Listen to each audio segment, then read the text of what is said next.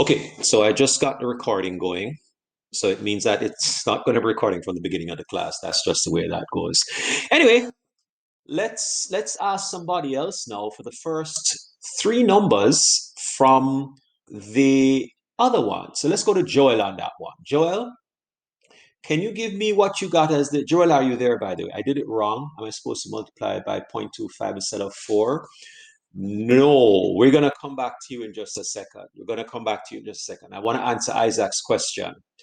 Kayla says multiply by 4, and that's correct. It's not just multiplied by 4, it's multiplied by -4, by the way, right? Because there's a minus in front of that. There's a reflection also, as we said, on the y-axis, which affects the x. So you should have multiplied by minus. In fact, you do have -4 there. Excellent. Thanks, Kayla. So multiply by -4. Okay, Joel, back to you. Joel, can you give us the first three values for the table, please, on the y side? What did you have on the y side? So -15, -5, and that looks like 1. Whoa, that's not what I have, though, Joel. That's not what I have. And -6, eh? But the first few values that I have are 10, 0, and -6. All right. Can you tell us how you got the first value? What did you do with your 9? Tell me what you did with your 9. Okay. Okay, so I'm not sure what you're saying here now. Where did the -15, -5, and 1 come from? Okay, so now you go ahead.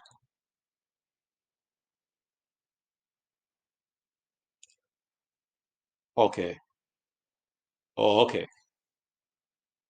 Okay. Did everybody else get the 10? Thank you then, Joel. Did everybody else get the 10, the Z, all of these values that we have here? Did you get all of those values? Everybody else got that? Excellent, excellent. Okay. Now, let's talk a little bit about two things. Images of points. When I say the image of a point, it's very simple actually. Image of a point is what happened to that point. Where did that point end up? One of the points that was on the original function was the point 0, 0. This point right here that I'm circling right now. Where did that point go? It went over here. It went to this point. So let me just grab my stylus here. So when I say the image of a point is after the transformation, where did the x and the y end up? X and the y ended up as being -3, -8. Right? The table tells us that. The values that we had originally tell us that.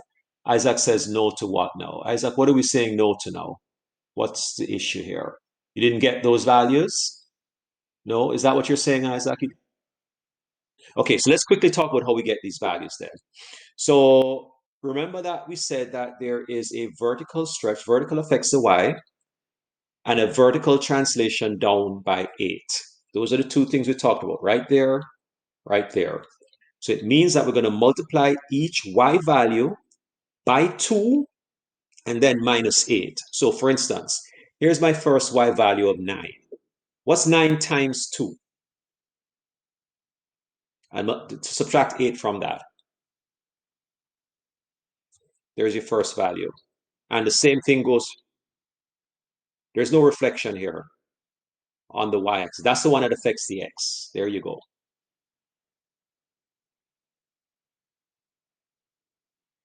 No, if there's reflection on the x-axis, you'd have a negative on that too. Okay? All right, good, good, good. Okay, so very quickly now, one of the points that's on this line, which is not in the table, is the point -416, right? So that's the point that came before the -39. So this is on the regular y equals x squared line. If I took -4 and I squared it, right, which is the original function right here, y equals x squared, I'd get 16. Where did that point go, right? That's what I'm going to be asking you right now. Transform that point for me right now. Everybody go ahead and take 2 minutes to do that. Figure out what happened to the -416. What is the image of that -416 following this transformation that we're doing over here, right? Let me just erase all this so you can see it again, right? The same operation that you carried out on all of these points, I need to carry out that operation on -416. That -416 belongs in the y equals x squared columns, but it got transformed. Can you please explain it again? Okay, sure, Kayla, absolutely. 0, 0 is on the original graph, right? And I'll show you where it is. There's my 0, 0 on the original graph right there. That got shifted over till it became this new point over here, the -3, -8. So take your 0 and do all the things we know we do with the x till it becomes -3. Take your y, which is 0, do all the things we need to do to that to make it a new point. So that's where you get those 2 points from. Okay, good. So I'm going to ask one of you in a second to tell me what happened to the -416. That got moved as well. It's not in the table here. I'm giving you this new point, which would have been on the original equation of y equals x squared. It was -460. Where did that go? Where is that graph? Where is that point? That's what I'm going to be asking you to do right now. Janai already said, oh, I wasn't paying attention there. So I'm getting 1324. All right. And you're saying, no, that's wrong. Okay. Oh, no. So is everybody on the same page with Janaya? That's the question for you. Do y'all think it's the same thing? Well, let me just quickly show you the graph. Here's the graph over here. And this is the graph of the function that we just talked about. And all the points that we said were there. So this 0, 0, which used to be the vertex. Oh, by the way, let me make sure you can see the points again. This 0, 0, which used to be the vertex, we're saying that got shifted to -3, -8. Well, let me show you. The vertex which used to be here is now down here, right? The other point that we asked about, which was the -416, right? The -416, well, you can't see that on this graph, but we're saying the -416 became, oh, sorry, wrong way here. Became, all right, let's see what you had there. Sorry, I forget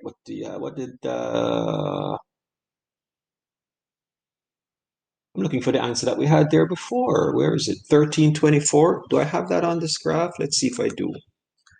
1320. Oh, no, you can't see it on this graph. You can't see it on this graph. But this is a picture of the graph of what we're talking about here. But that point also got moved.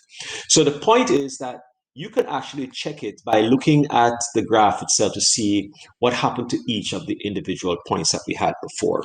Okay? All right. Now, this is the last one I'm going to do on the transformations before we get to the new stuff for today. If I asked you to list all the transformations that are taking place for this graph, what would you say those transformations are?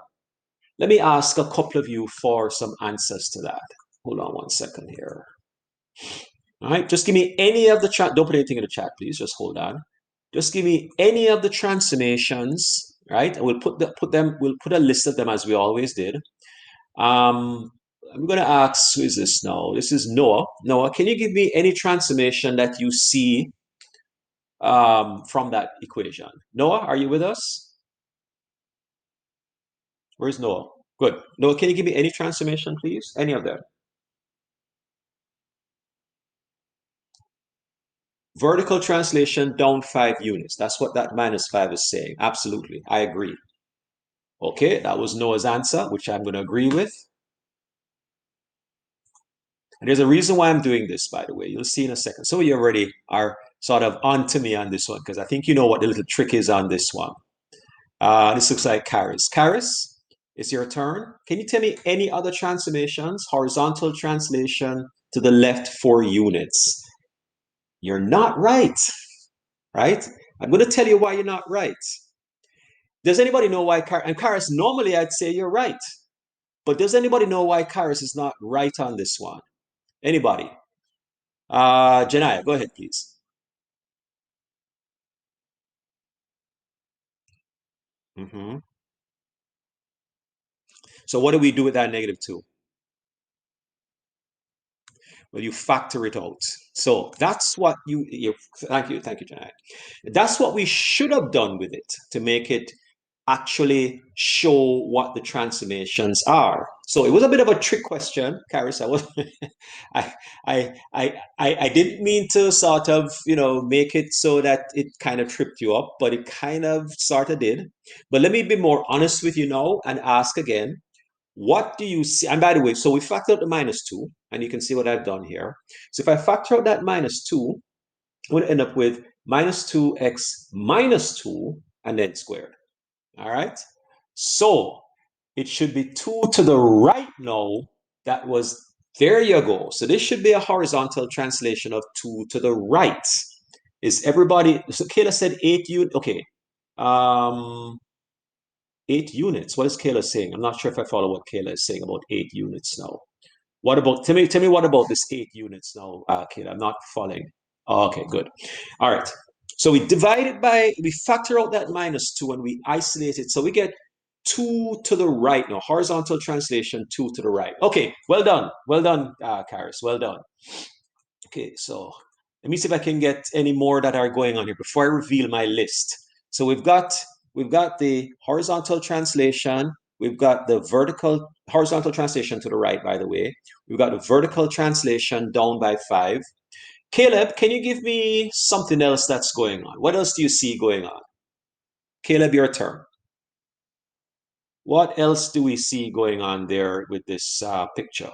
What's going on? Give me something else. So we've got 2 down, but there are 1, 2, 3, 4, 5 more. So there's some more to go. So Caleb, what else you got? Give me something else. 5 to the left. No, we already agreed on 2 to the right, so that wouldn't be right. No. Got to think that through again. Let's try something else, Caleb. That one would be right. The left and right stuff we've already done. That's the horizontal translation we talked about a few minutes ago. No, down. We're down 5, which we got already from, I think we got that. Yeah, and that was from Noah. Noah gave us that earlier on. So we got that covered already. So 5 down. Yeah, we got that. Vertical translation down by 5. So we got the vertical translation, we got the horizontal translation. Give me some more. Give me something else. So you're right, but we've got that already. So give me something else. What else you got, Caleb? What else you got?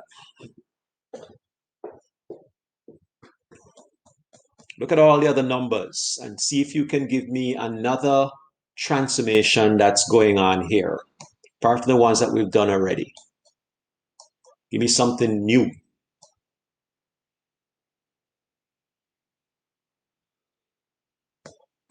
Anything else that you can think of? If you need some help, then just say so, and I can quite give you a little bit of a push start if that's what you need.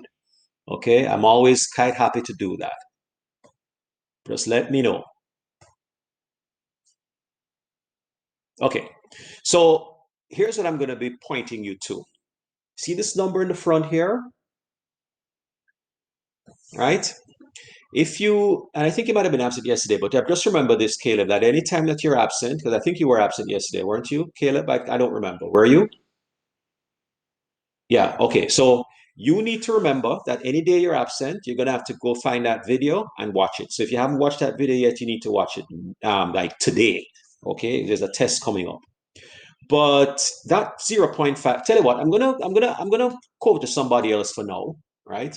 But you need to remember that anytime you're absent on any day, that the videos are there for you to get caught up with us. Okay? So I'll give you a pass for today, only for today, but don't forget that on the test day, you're expected to know all the stuff that we've done so far.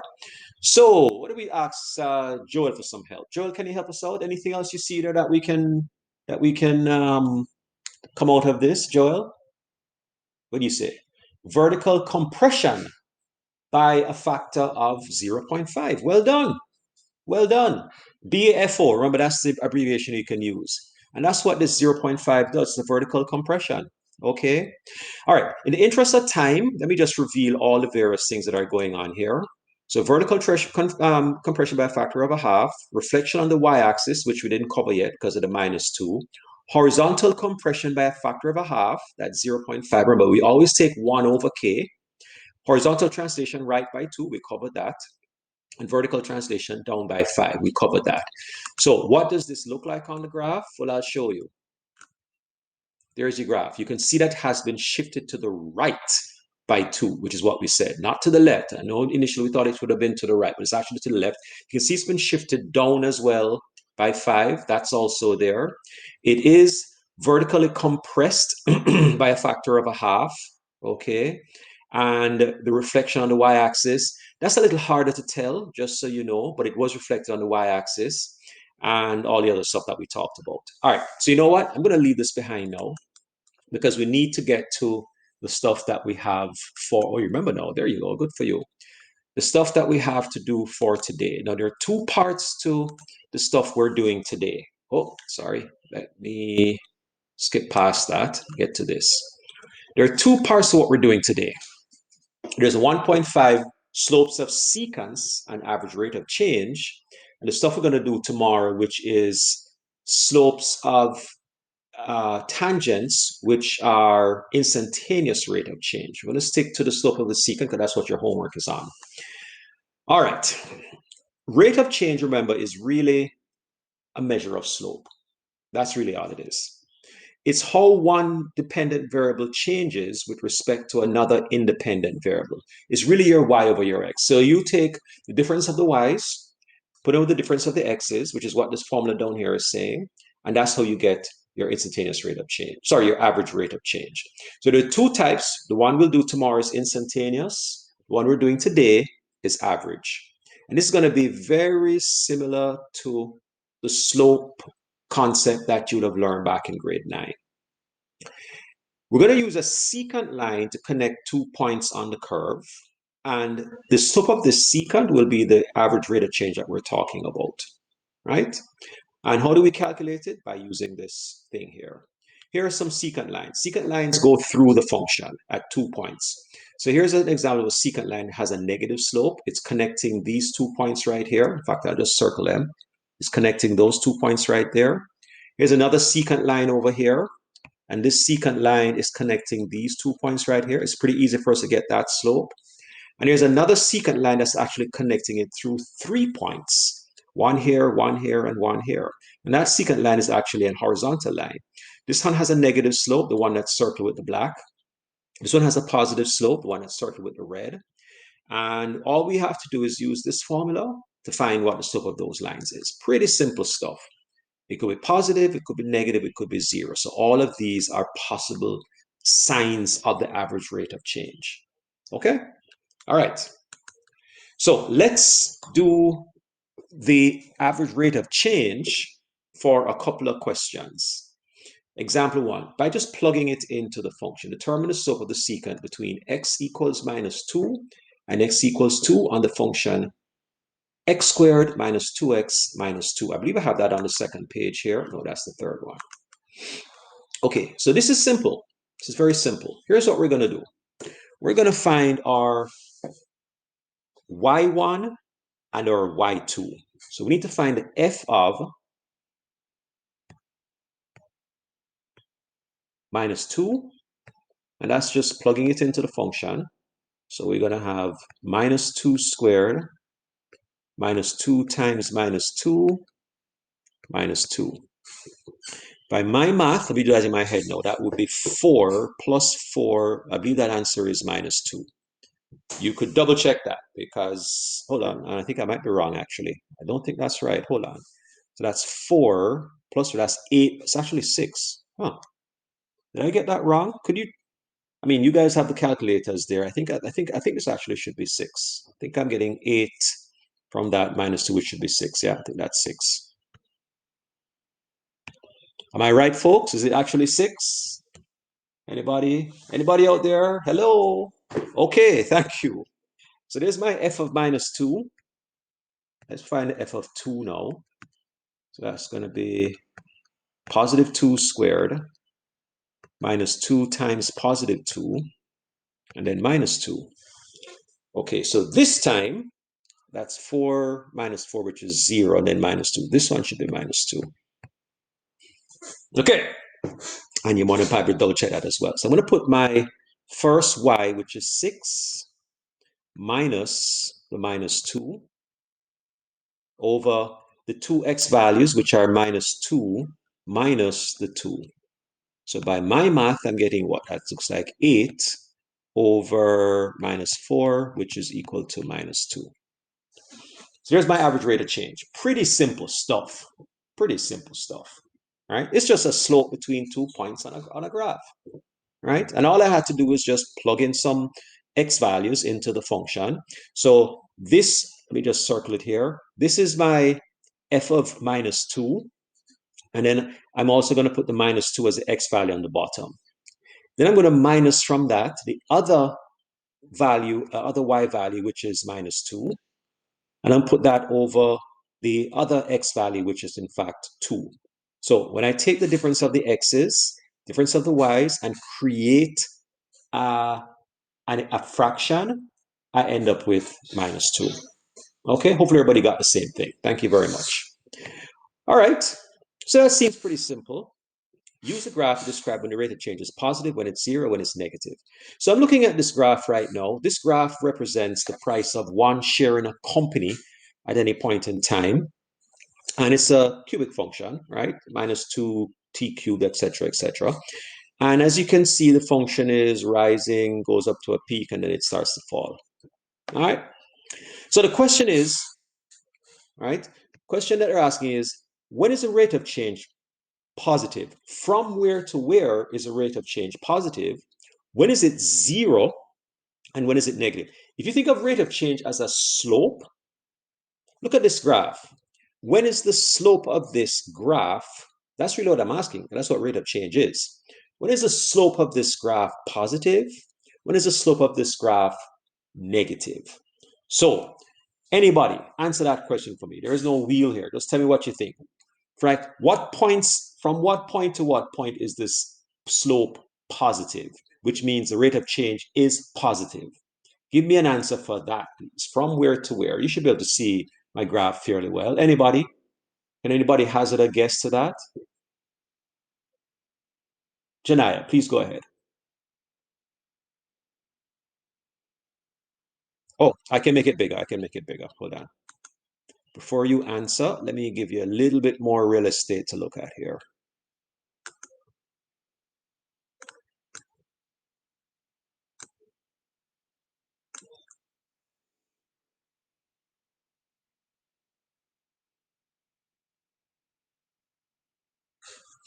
Not really. And I know why you're thinking that. I know why you're thinking that. I'm asking for where the slope is positive. Keontae has a different answer, and so does Isaac, and so does Emily. Look at their answers, and Janai, compare them to yours. And can you see why they're saying what they're saying?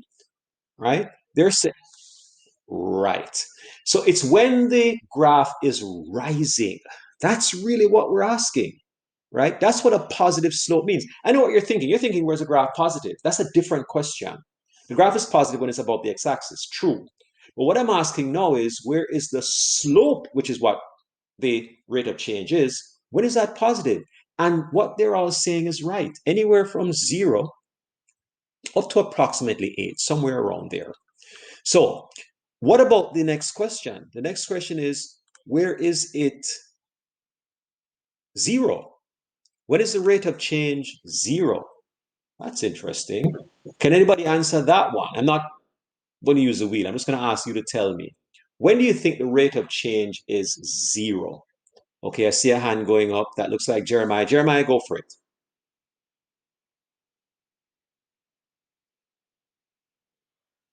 Ah, okay. So you're at the beginning, sort of, because at the beginning it's kind of rising still. But what Jeremiah is actually pointing out is that when we get to the top up here, somewhere around here, just a little bit past 8, when it's at its peak, that's when the rate of change is 0, right? Because now we have a flat curve. At the top of the curve, it's actually flat. So there's no change at that point, right? It's rising all of here, right? Then it gets to the top and it just kind of sits there.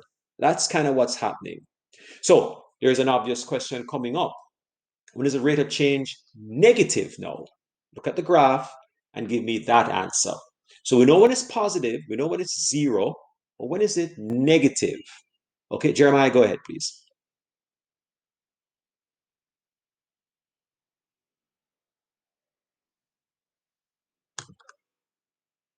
Hmm. Perfect. And that's anywhere from approximately 8 and a little bit down to approximately 15. All right. And I see where Kayla and Joel were right on the mark with that one. Absolutely correct. Absolutely correct. Okay, Janaya, please go ahead. I'm gonna have to make it smaller again because it's too big now.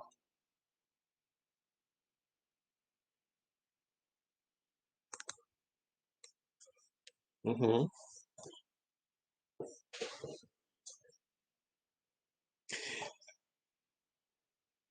Okay, they do accept one thing. Let me take you back up to the graph. The domain is defined as being from 0 to 13.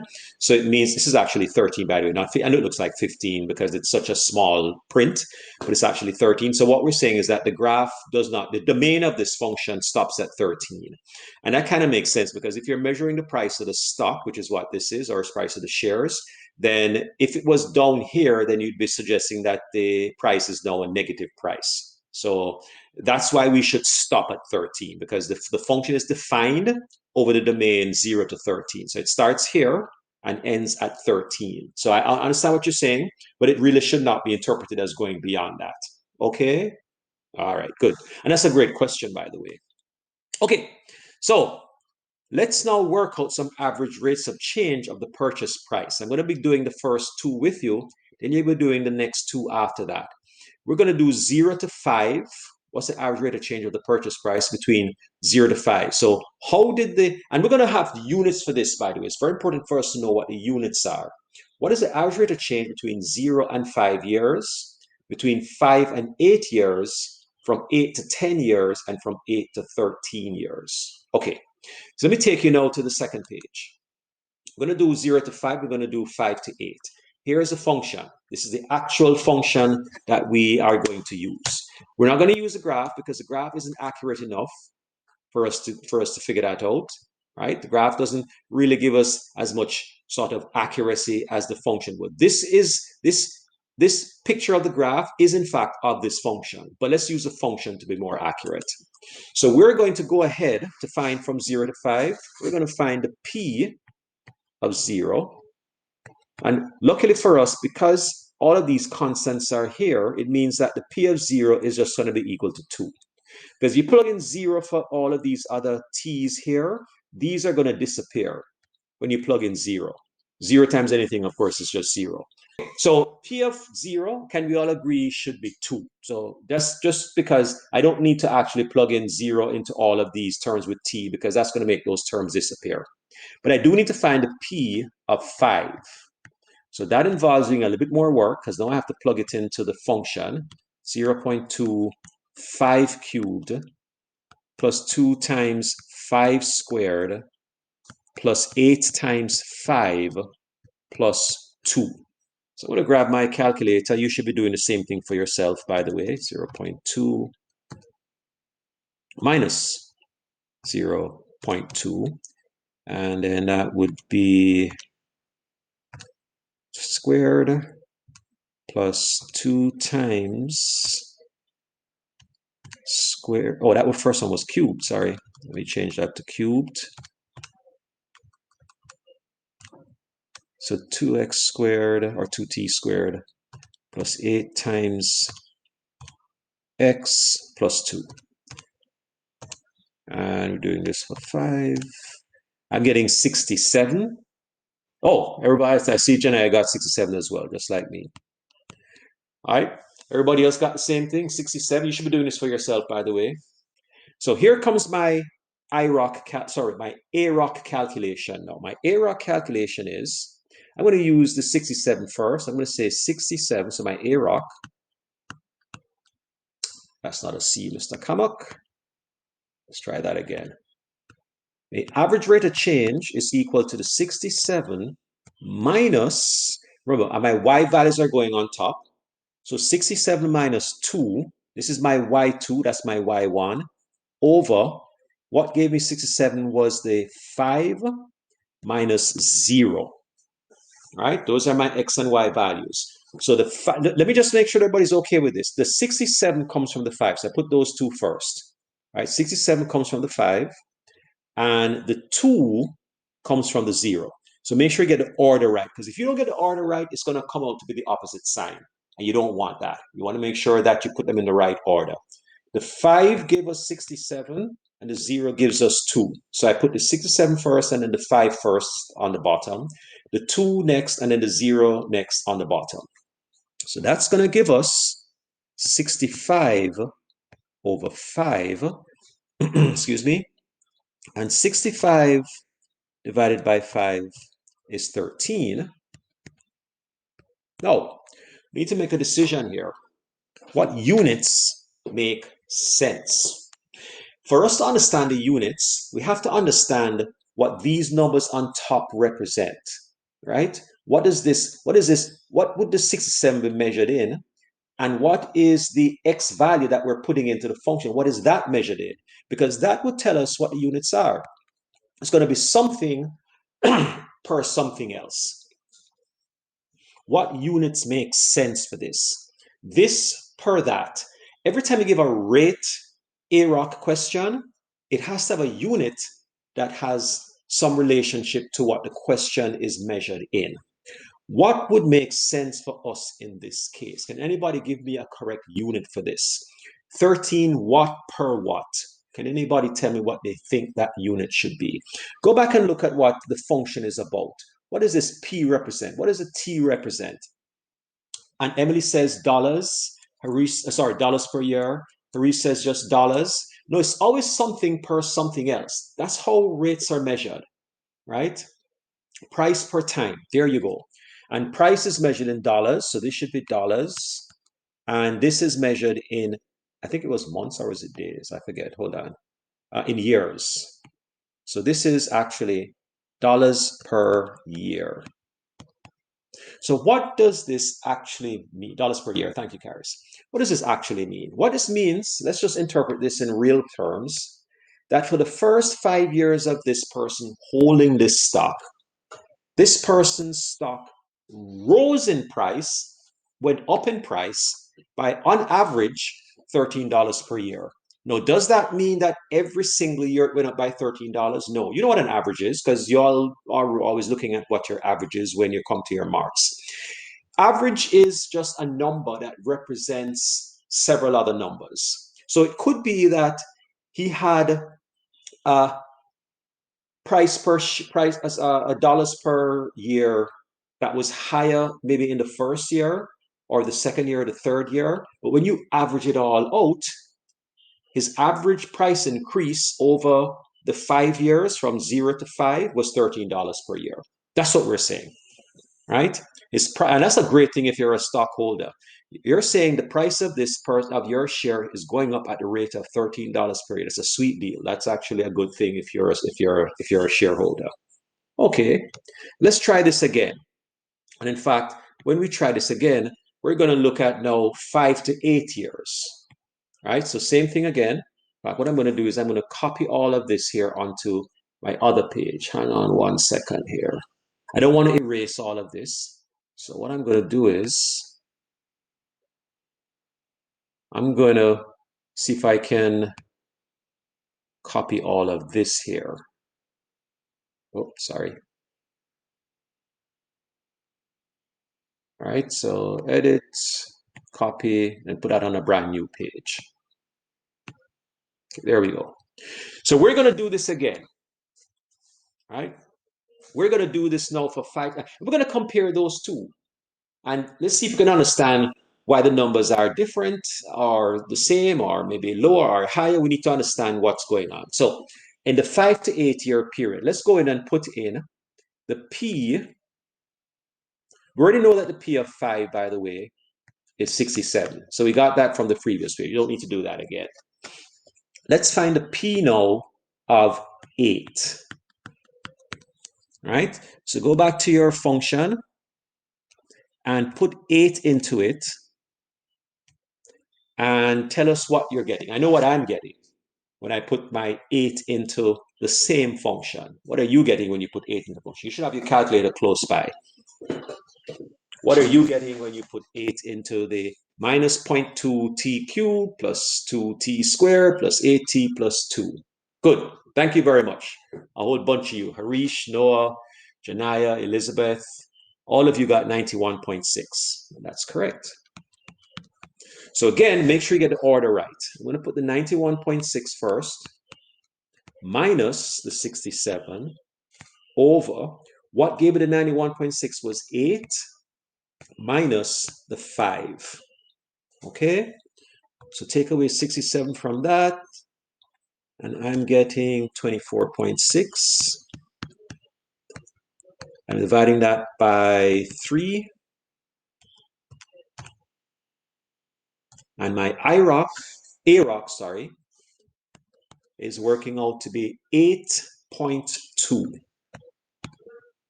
I'm going to say 8.2 as in $8.20 per year. All right, this is looking a little crowded here, so let me move this over.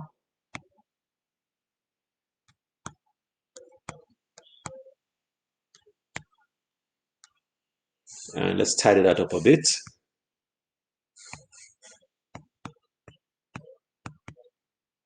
Okay, is everybody getting $8.20 per year? Are we all on the same page with that? Okay, so let's go back and look at the previous answer.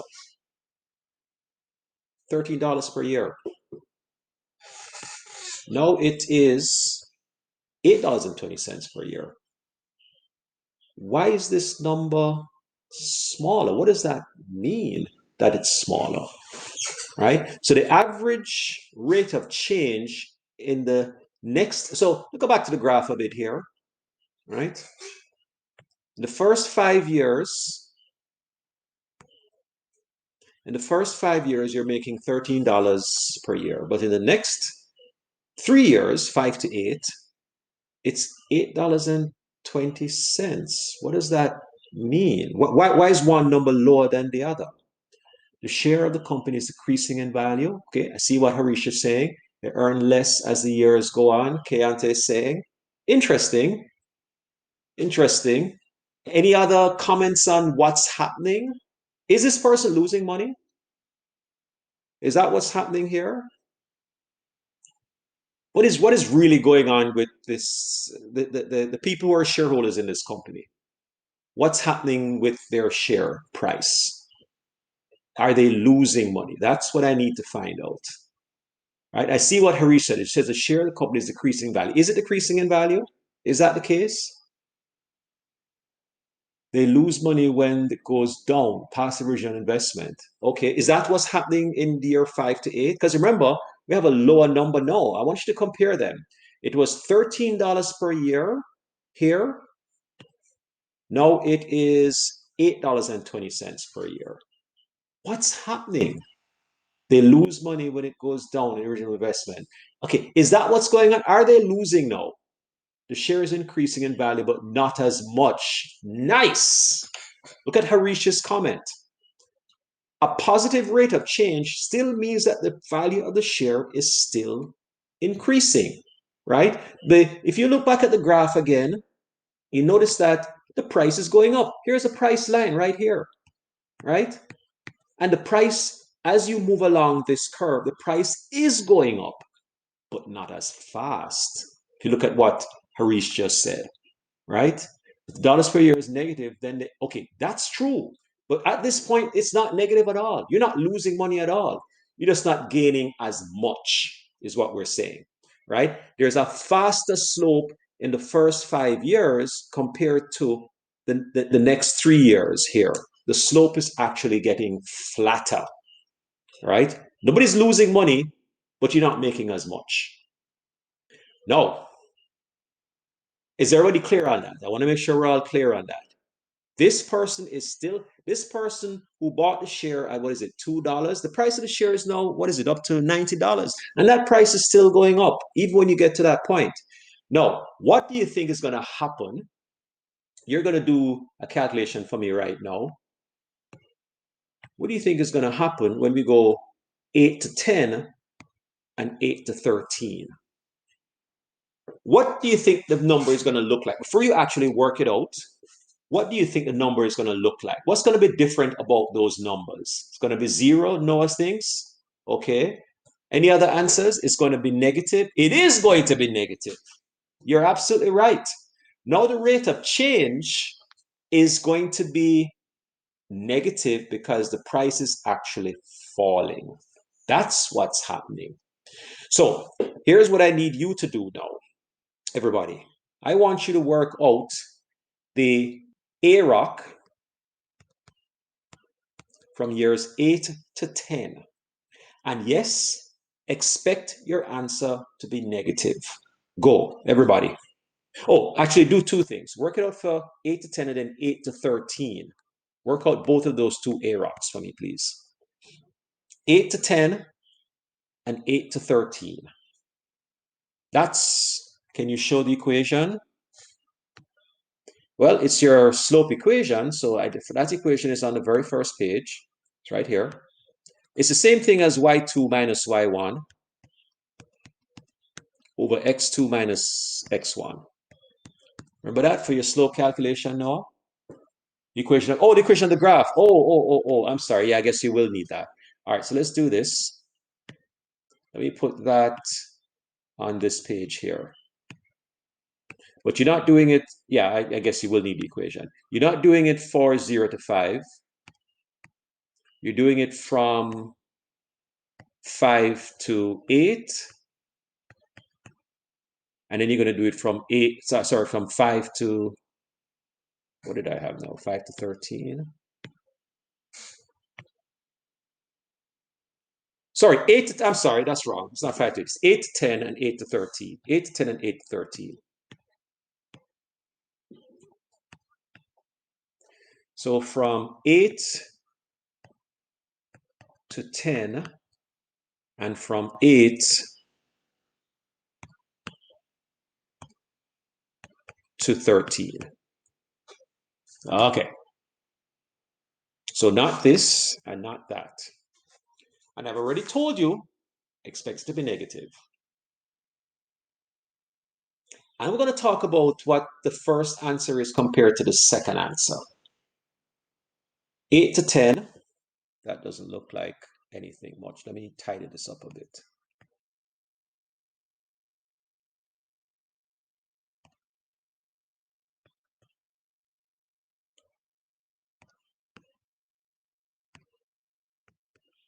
And 8 to 13.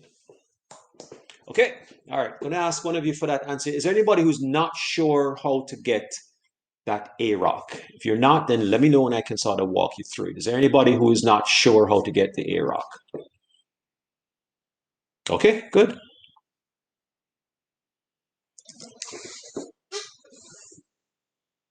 Okay, all right. So what I want you to do, Kayla, is to figure out, these are both, consider these both to be X values, Kayla, or T values, I should say, T values. The 8 and the 10 are both T values.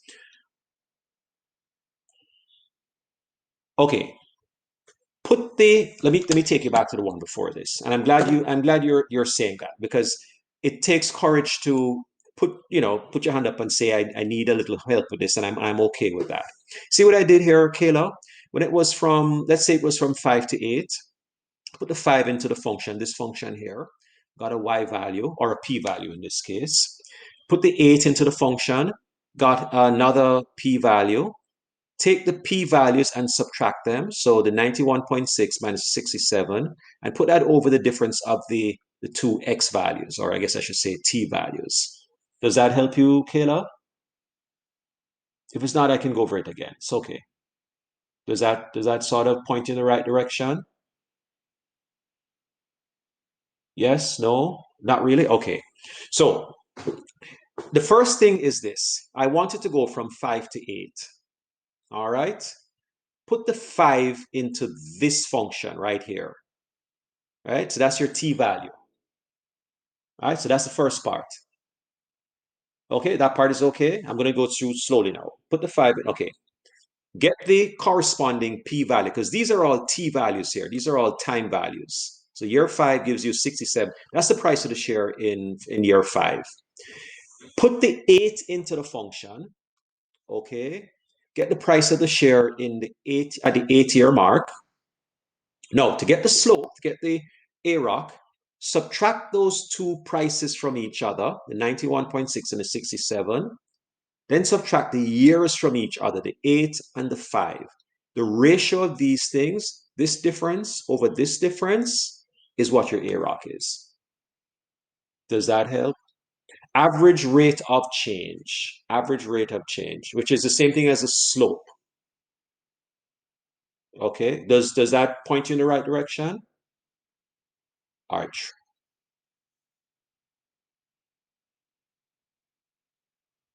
Okay.